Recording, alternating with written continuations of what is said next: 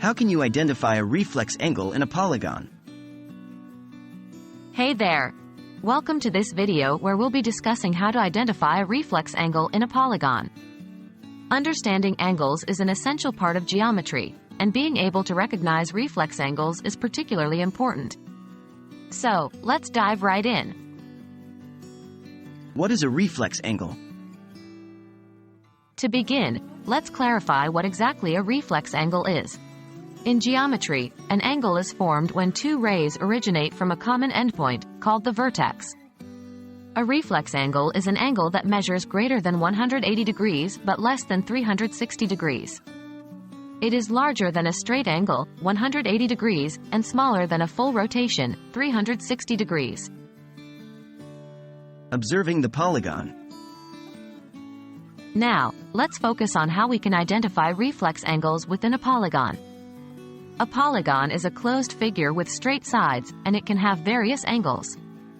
To spot a reflex angle, we need to carefully observe the interior angles of the polygon. Measuring interior angles. To identify a reflex angle, we must first determine the measure of each interior angle within the polygon.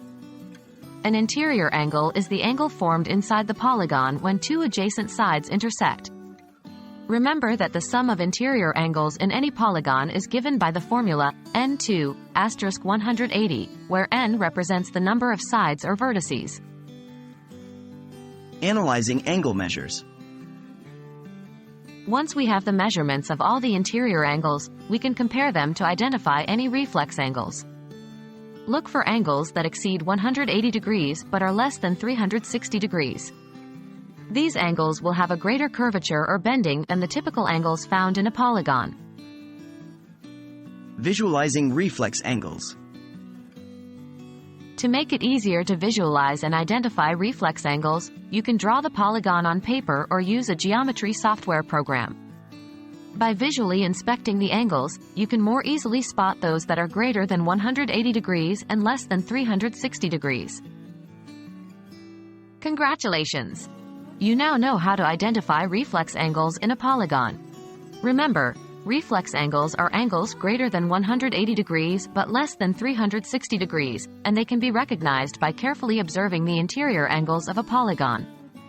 Keep practicing, and soon you'll be able to spot reflex angles with ease. Thanks for watching, and see you next time.